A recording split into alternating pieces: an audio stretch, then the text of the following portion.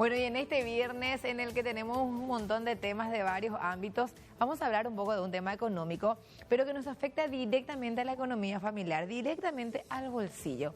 El precio de los combustibles, la situación de los combustibles a nivel global, ¿cómo se encuentra? De este análisis ya nos va a hablar en breve Alfredo Pereira, quien ya se encuentra aquí conmigo del equipo de MF Economía. ¿Cómo está, Alfredo?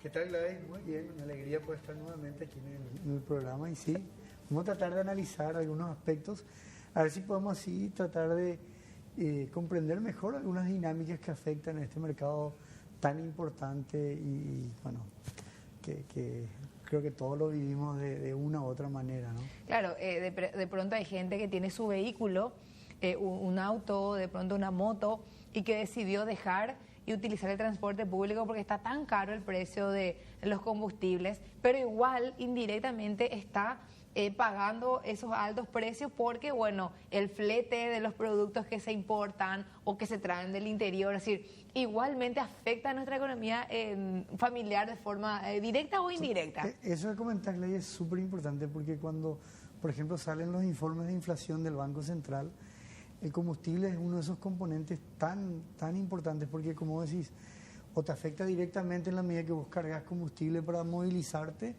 o está de manera transversal en la estructura de costo de cualquier bien o servicio, dada justamente la movilidad o la logística o la distribución que requiere, digamos. Entonces, como decía, es algo tan clave que de hecho en economía se le suele decir como un choque de oferta, porque cuando hay un evento inesperado que afecta, en este caso el mercado de combustibles, por lo general esto termina trasladándose al nivel general de precios, no solamente a un bien en específico, sino a la canasta de bienes que está conformada por los consumidores, digamos, y bueno, y eso cambia relativamente el nivel de vida, las decisiones de los agentes económicos.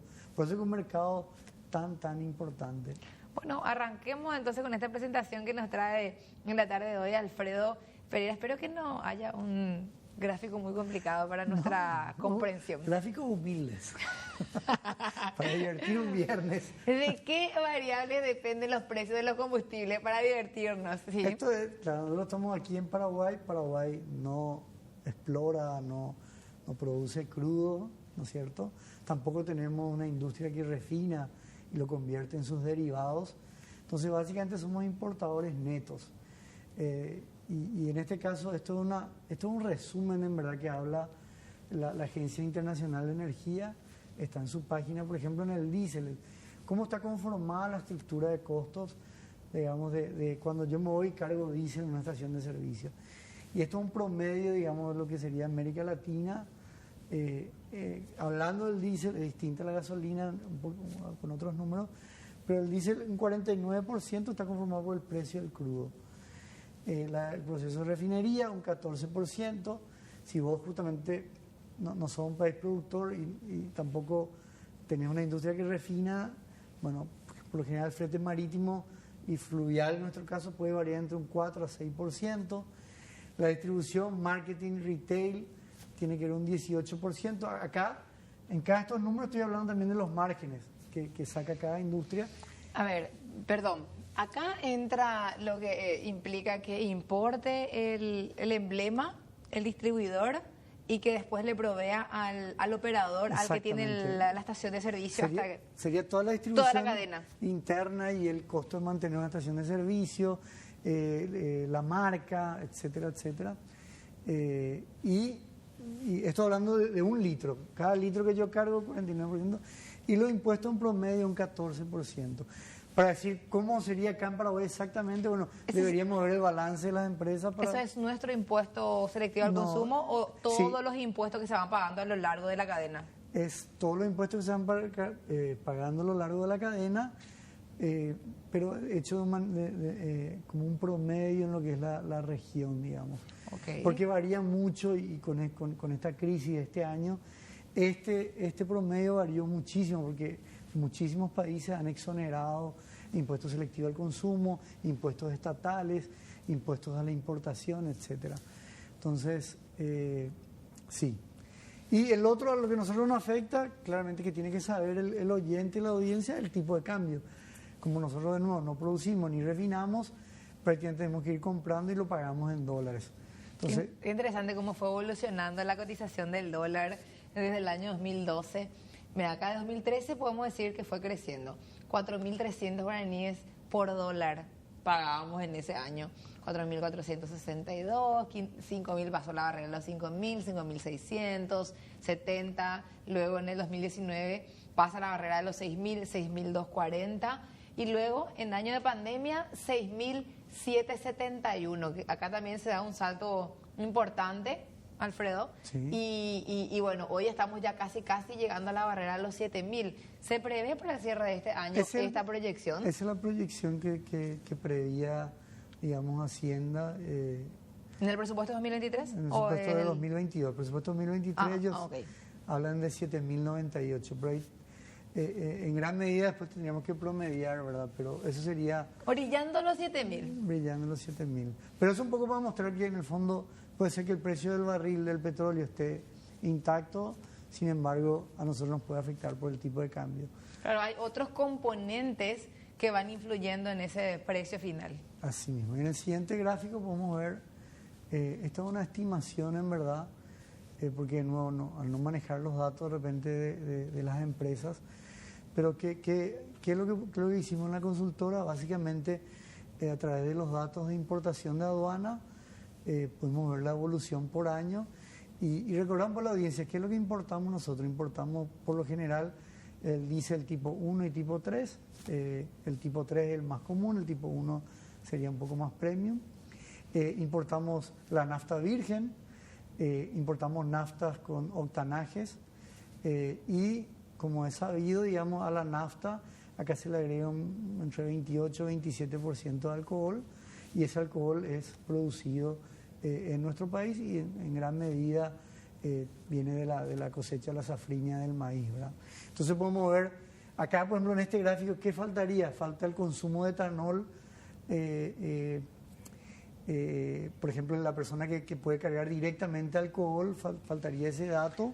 Bueno, aquí en esta franja de color azul, y que vemos que es el consumo del diésel. O sea, la importación sería del diésel. La importación. Sí. Bueno, pero que se refiere al consumo a nivel local. Totalmente. Porque los transportes, el transporte público, el flete, utiliza eso más que los usuarios finales, digamos, ¿verdad?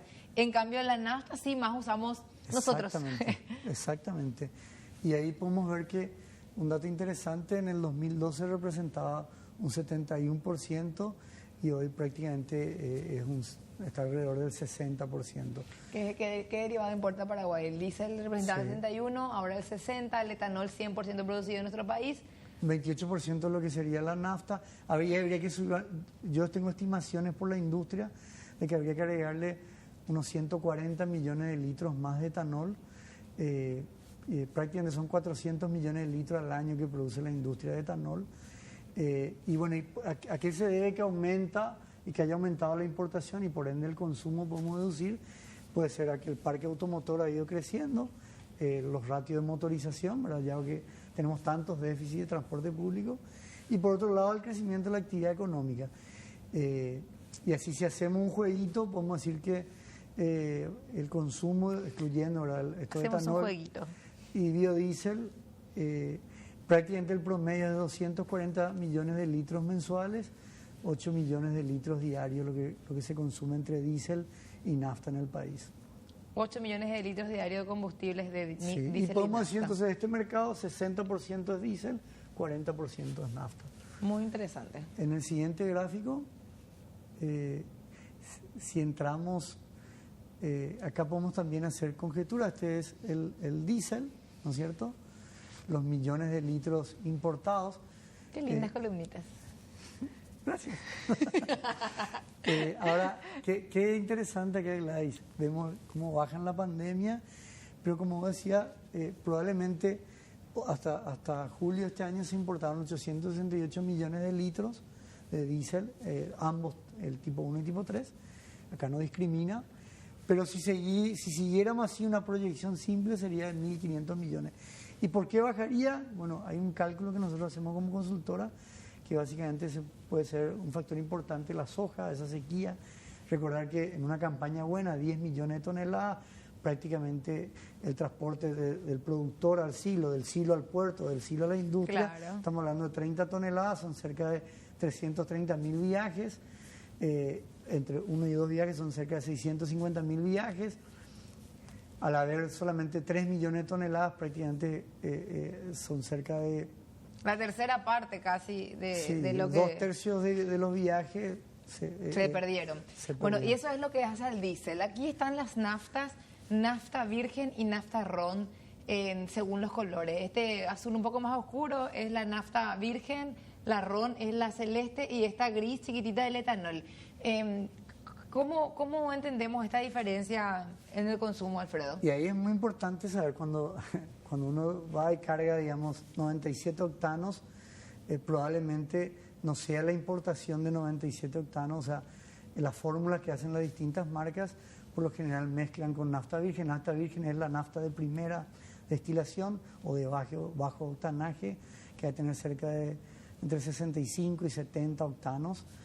Y después sí ya hay la importación de las naftas más procesadas, que ahí varía, ahí tendríamos que entrar con más detalle en los informes aduaneros, pero ahí se podría ver, por ejemplo, lo que es cuánto se importa de ron 85, octanaje 85, octanaje 91, octanaje 97, si durante así. Pedimos nosotros un reporte no hace mucho al Ministerio de Industria y Comercio justamente sobre este tema y había 2 emblemas nada más que importaban la nafta 97-98. Creo que era en ese momento Petrobras y el otro creo que era Ecopetrol. Me parece que era Ecopetrobras nomás luego. Es decir, son pocos los emblemas, lo que quiero decir con esto, que importan directamente ya la nafta con ese octanaje más elevado específico. Sí. Y hay una gran duda de muchos usuarios, como que hay una sensación de desconfianza, de que no sabemos lo que nos están cargando. Porque, por ejemplo, algunos emblemas tienen como nombre determinado número que no corresponde al octanaje. Por dar un ejemplo, te dice nafta 96 o algo así es su nombre, pero en realidad no es nombre comercial, es la marca nada más y no es de 96 octanos propiamente. Entonces, cuando vos preguntás, recién te enterás. Y bueno, y sobre esto justamente estuve haciendo trabajos interesantes, la SEDECO, por un lado, y la CONACOM también, siguiendo un poco este tema comercial de cómo se manejan las empresas de este sector a nivel local en un momento en que pucha, estamos pagando muchísimo dinero. Claro, y bueno, por lo menos la calidad, ¿no? Lo mínimo que podemos exigir es que nos garanticen que lo que nos ofrecen o lo que dicen ofrecernos sea realmente eso. Ahora, el alcohol, el etanol agregado, aparte de oxigenar, digamos, el combustible, eso eleva el octanaje.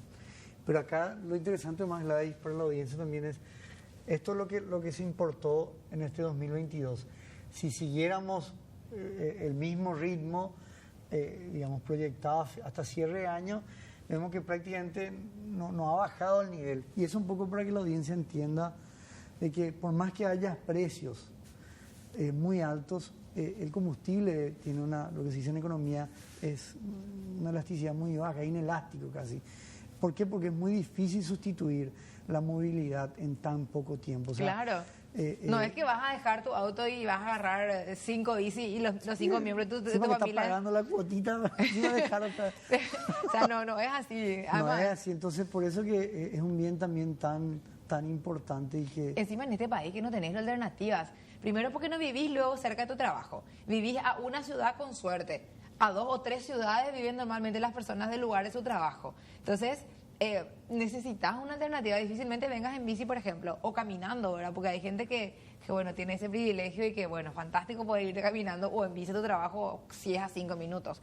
Pero, no sé, yo vengo desde Lambaré o de Villa Elisa, no sé, con el peligro, no me voy a animar a dejar luego mi auto para... O sea, es realmente un producto inelástico para mucha gente. Totalmente. Y en el siguiente gráfico ahí, esto capaz te va a gustar a vos, Gladys. Esto capaz que me va a gustar a mí. Sí. A ver. Acá tenemos, básicamente en estas columnas en azul oscuro, lo que el presupuesto general de la Nación estima para cada año recaudar en impuesto selectivo al consumo de combustibles en millones de dólares y lo que recaudó efectivamente.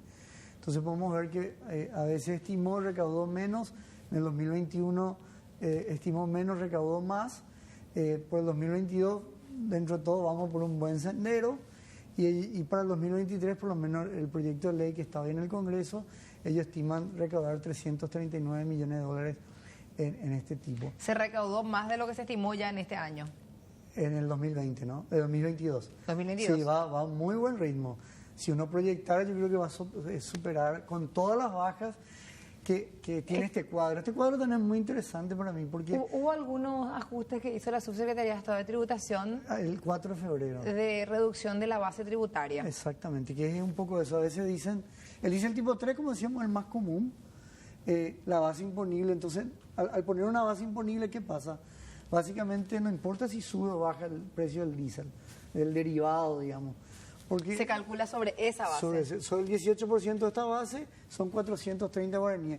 Y si hoy miramos el diésel común a los precios que Petropar publica, la incidencia que tiene es 5,1%, ¿no? O sea, si vos quitaras hoy el impuesto selectivo al consumo, al consumidor final es 430 lo que bajaría. Y así podemos ver después en cada tipo de... Que dentro de esos 1.000, 2.000, 3.000 que viene subiendo desde, o mucho más desde 2021, al final no es nada. Exactamente, el 5% al final no es mucho. Para el diésel más premium sí, ahí se calcula la base imponible sobre el promedio de venta.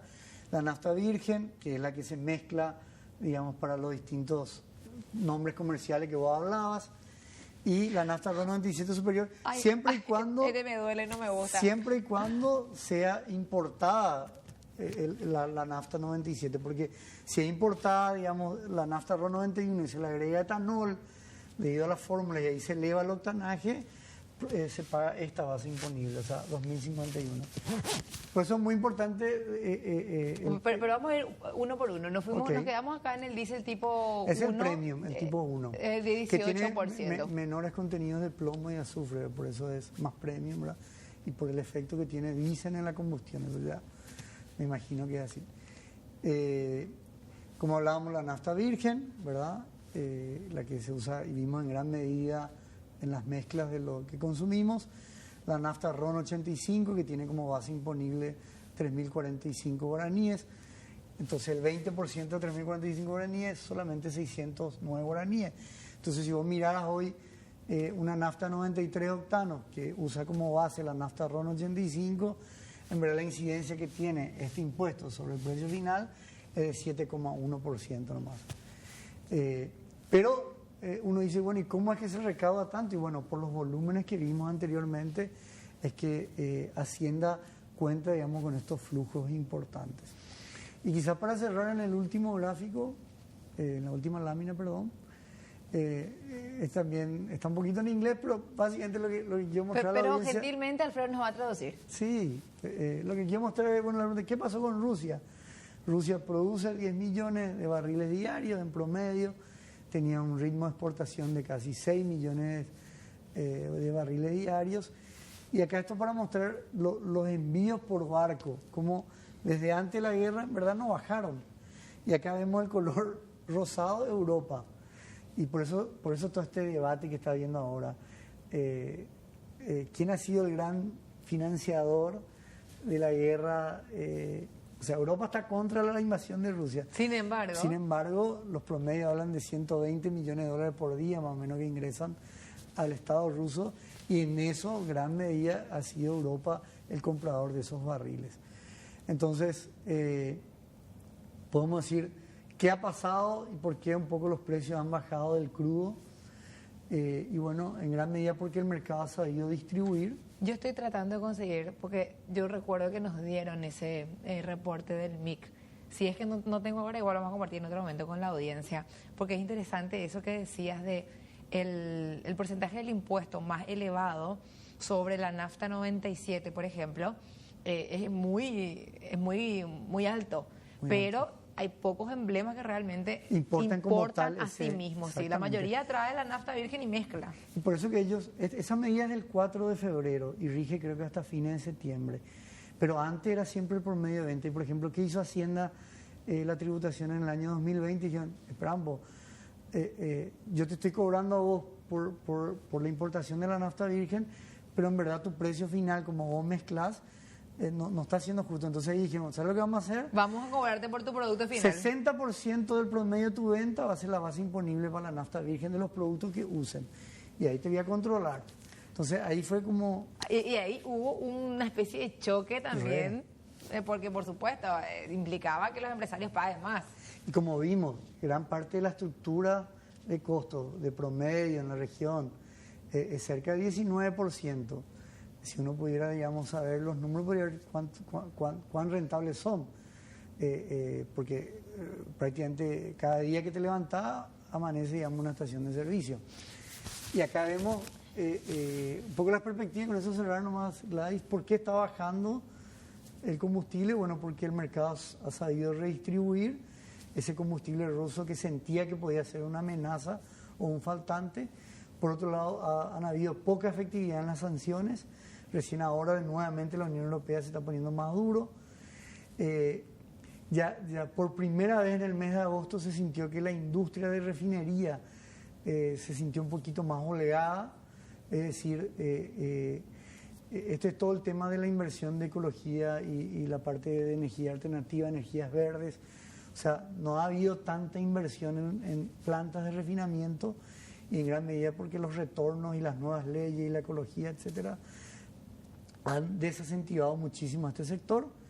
Y por último, porque el mercado empieza a sentir que hay una recesión global. Es bueno, decir, a ver. Sí. No, cerrando eso. Sí. Y de nuevo lo que veíamos con el ejemplo de la soja. En la medida que el mercado siente que la actividad económica va a disminuir, significa menos transporte de bienes, menos tránsito de pasajeros, significa por eso menos actividad económica, menos movilidad, entonces se podría crear una sobreoferta y eso haría que los precios caigan. Entonces, en gran medida el mercado está sintiendo hoy que esa recesión cada vez más real, entonces eso ha hecho que los precios estén por debajo de los 90 euros del barril. Bueno, y Alfredo, esta parte de tu presentación termina acá, pero quiero compartir con la audiencia un PDF justamente que muestra los volúmenes de importación. No conseguí el que tiene los nombres por emblema, pero sí con esto podemos ver qué poco se importa la nafta ROM 97, así mismo tal cual dijiste.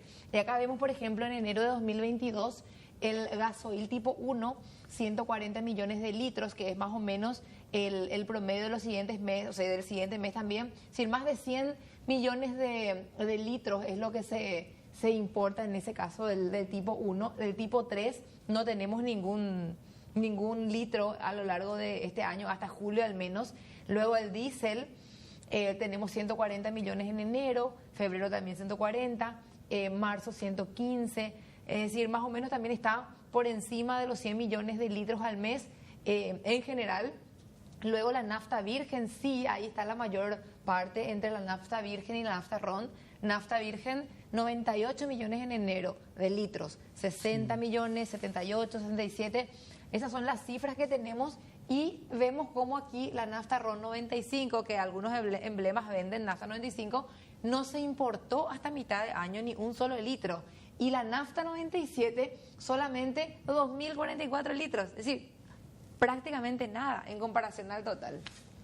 Exacto. Aunque, como de nuevo, al consumo de la nafta habría que agregarle ese 25% de etanol, y el etanol, aparte de oxigenar, eleva, porque el alcohol tiene un octanaje mucho más puro, más limpio.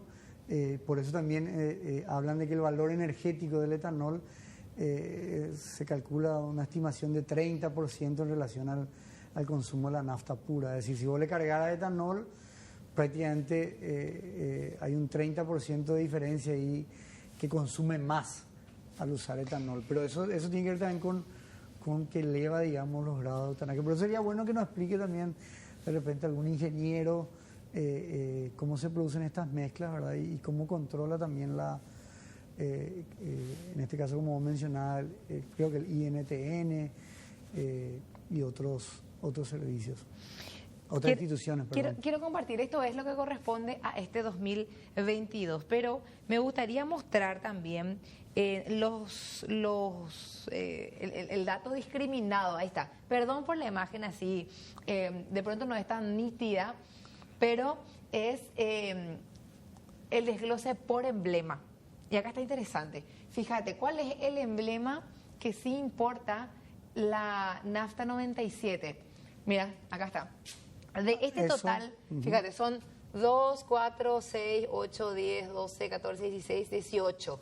De 18 emblemas, 3 fronteras, bueno, no conozco ese. De 18 emblemas, solamente tenemos a Action, eso, y a Petrobras importando la nafta 97. Y esto, en menor medida, ECOP SA. Al menos lo que es eso en particular en nafta. Acá hay otros que tienen también menores volúmenes, pero sobre el total de las 18, casi nada. Sí, pero bueno, eso creo que, como te digo, también dependerá cada emblema, el tipo de fórmula, porque a veces también le agregan ciertos aditivos y que hacen que la pureza del combustible se eleve, etcétera, etcétera. Fue lo la INC y las industrias de vidrio que aún usan. Bueno, fue lo principalmente las industrias cementeras, para las calderas que tienen, y el petcoque, ese residuo. Hoy día el petcoque, en la INC al menos.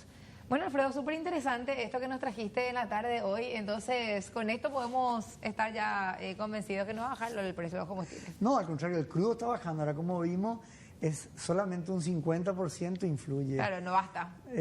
Claro, hay más elementos dentro de la cadena y por eso que nosotros tenemos que estar atentos un poco a todos esos factores y no solamente mirar, pues eso pasa, la gente mira el precio del crudo y dice acá no baja. Y bueno, lo que pasa es que también hay otros factores, ¿verdad? Bueno, Alfredo, muchísimas gracias por tu presencia en la tarde de hoy. Te esperamos la próxima semana. Así es, un saludo a la audiencia y bueno, vamos a estar acá trayendo siempre estos temas de economía. De interés, muy bien. 17:41 vamos a cumplir, ya volvemos con mucho más.